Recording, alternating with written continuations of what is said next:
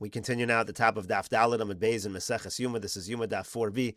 We're in the middle now of a brisa that's discussing the pasuk of Vayishkon Kvod Hashem al Har Sinai, and we're in the middle of Rabbi Akiva's opinion. Rabbi Akiva says that this pasuk it takes place before the Aseres Hadibros, and as Rabbi Akiva here explains, Vayichaseu ha'onon lahar. When the pasuk says that the cloud covered it up, it's talking about the mountain. It's not talking about Moshe Rabbeinu. Rashi over here says Vayichaseu ha'onon lahar v'lo l'Moshe.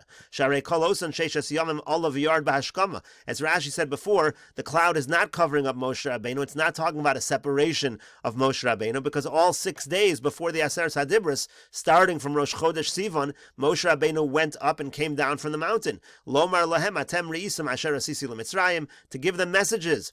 Vayoshav Moshe divrei al Hashem, u'lamachar nemar lo lecha lo'am v'kidashtem, u'lamachar lech reid ha'ed ba'am. Again, there are various messages back and forth between HaKadosh Baruch Hu and the nation.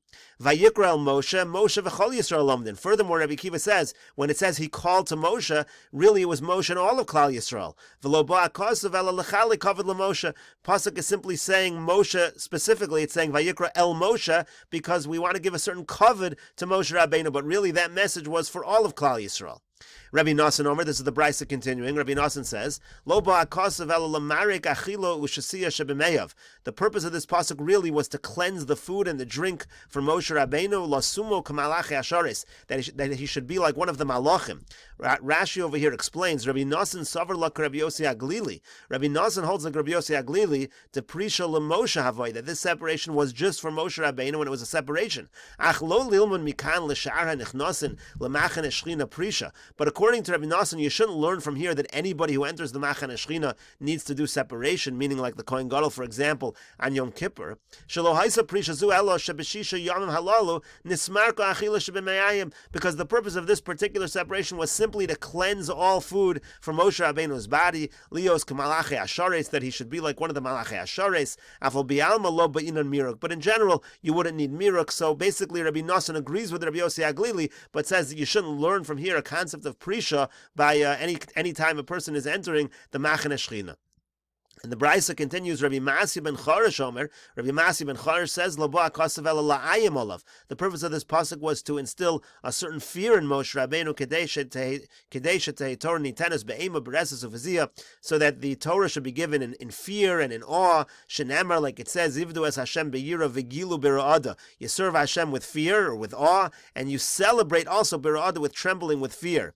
And my Vigilu Birada, what does it mean, Vigilu Birada? Amar Ravada Bar Masna, Amar Rav, Ravada Bar Masna says in the name of Rav, B'makom Gila, in a situation of Gila, meaning in a situation of Matan Torah, in a situation of the giving of the Luchos, Sham Tehei Ra'ada, in that situation there should be fear, there should be trembling. Rashi says that this last opinion of Rav Masya ben Charash as well holds like Rabbi Yossi Aglila, that this was a separation from Moshe Rabbeinu specifically. Rashi over here says, the Prisha L'Moshe Ulhavdilu Mibnei Adam, Shetachol Olav Ema biyoso levado. He should be all alone, so he'll have a certain amount of fear. Yavin v'yasm levavo likanes l'machan hashchina, but that way he'll enter the machan hashchina be'ema, and that way he'll receive the luchos in that fashion. Again, Rabbi Masi ben Charash holds like Rabbi Yossi Aglili that this took place after the Aseres Hadibros in preparation for the receiving of the luchos.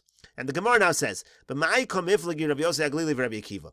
exactly is the machlokas Rabbi Yossi Aglili and Rabbi Akiva? Again, the general machlokas over here is between those two Tanoim. Rabbi Yossi Aglili says the 6 day separation took place after the Aseres Hadibros, and Rabbi Akiva says the 6 day separation took place before the Aseres Hadibros. So what are they arguing about? The Gemara says, Bepluksa Dahani Tanoi. It's actually the same machlokas Tanoim we have in another place. The Tanyas we learned in a Braisa, Beshisha B'chodesh Nitna Torah L'Yisrael.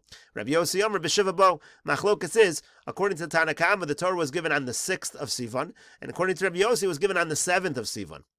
So the Gemara explains, Man Domer Beshisha Nitana Uveshvi Yola. The one who says that the Torah was given on the 6th of Sivan, it was given on the 6th, and then on the 7th he went up. That's the beginning of your 40-day count to get the Luchos. And Man Do Amar Beshiva, the one who says that it was given on the 7th day of Sivan, Beshiva Nitana Uveshiva Ola, then it was given on the 7th day, and he went up on the 7th day. In other words, this doesn't affect what day Moshe Rabbeinu went up to Har Sinai to begin the count of the 40 days.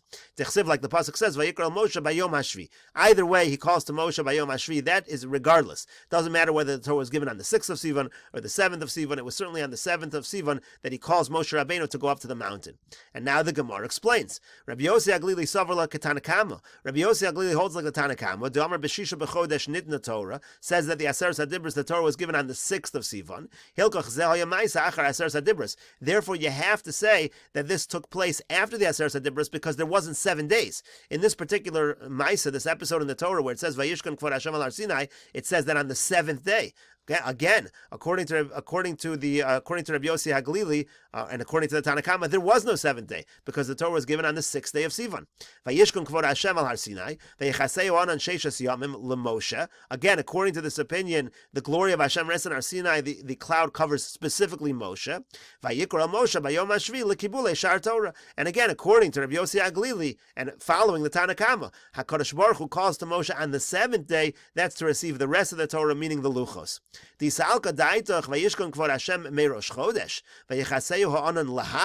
think to say the other way, that the glory of Hashem is resting on Rosh Chodesh Sivan, and the cloud is covering the mountain and not separating Moshe. And then you're going to say he called to Moshe on the 7th day to get the Aseres HaDibros. Again, according to Tanakama, he already received the Torah from the 6th day of Sivan. And the cloud's already gone by the 6th day of Sivan. So that's going to be according to the opinion of Rabbi Yossi Haglili. Again, that follows the Tanakama.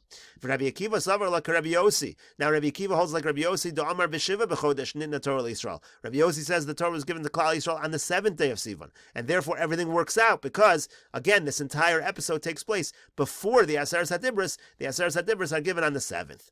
And so the Gemara now continues. Bishlomo Rabbi Akiva. It makes sense according to Rabbi Akiva. Hainu de mashkachas law b'shivasar b'Tammuz nishtabru haluchos. It makes sense. You do the math, and it comes out that on the 17th of Tammuz, the luchos were broken. Why? Esrin v'arba de Sivan v'shitzar de Tammuz. You take the 24 days remaining in Sivan. You take the 16 days of Tammuz. Malu luhu arba and yomin dahavi bahar. That's 40 days on the mountain. Uveshivsar b'Tammuz noches on the 17th of Tammuz. Moshe Rabbeinu descends from the mountain. V'yosav v'tavrinu leluchos. He comes and he breaks the luchos. El Rabbi Yossi Haglili, but according to Rabbi Yossi Haglili, Damar Shisha de Prisha, that there was first a 6-day separation, V'arboin Dahar, and then there were 40 days on the mountain, so you have an extra 6 days there. Ad Esrenu Tlas B'Tammuz Lo Itvar Luchos. The luchos are not broken until the 23rd of Tammuz. So the Gemara answers very simply, Amar Loch, Rabbi Yossi Haglili. Rabbi Yossi Haglili will say to you, Arboin Dahar Bahade Shisha de Prisha. When we talk about the 40 days on Har Sinai, that includes the 6 days of separation. So it's not an additional 6 days. So you can work out the calendar either way. The Gemara now says, Omar Mar, the master says, Vayikra el Moshe. It says, Vayikra el Moshe, this was within Rabbi Akiva. Moshe v'chol Yisrael omdin. Really, it was Moshe and all of Klal Yisrael together, because, again, according to Rabbi Akiva, this Vayikra el Moshe is talking about before the Aseres HaDibros. HaKadosh Baruch Hu is speaking to everybody. So, Messiah le Rabbi Lazar, this supports Rabbi Lazar. Dam Rabbi Lazar, because Rabbi Lazar says, Vayikra el Moshe, HaKadosh Baruch Hu calls out to Moshe again by the Aseres HaDibros, Moshe v'chol Yisrael omdin. This is Moshe and all of Klal Yisrael. The Torah is just giving a certain honor to Moshe, but really is talking to all of Klal Yisrael. And again, this is really following what Rashi said on the previous Amud. At the bottom of the previous Amud, Rashi explains that when the Aseres HaDibros are given, Anochi and Lo Yiyah are said by HaKadosh Baruch Hu to Moshe and all of Klal Yisrael. That's why when the pasuk says Vayikra el Moshe bayom hashvi, according to Rabbi Akiva, that's a reference to calling out to Moshe and all of Klal Yisrael on the day of the Aseres HaDibros. That's Yom HaShvi. So that's Vayikra. HaKadosh Baruch was calling because the first two of the Aseres HaDibros were said to everyone. And the Gemara continues, Meisvei, we have the following question.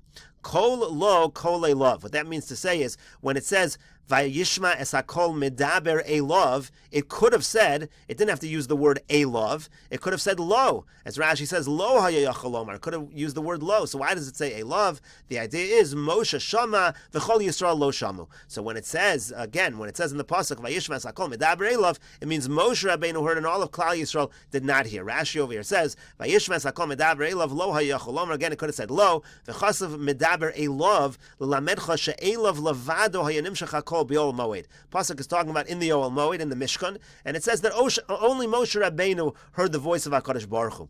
Mishahukam HaMishkan v'nidbar imo me'al HaKaporos lo haya hakol nishma liYisrael.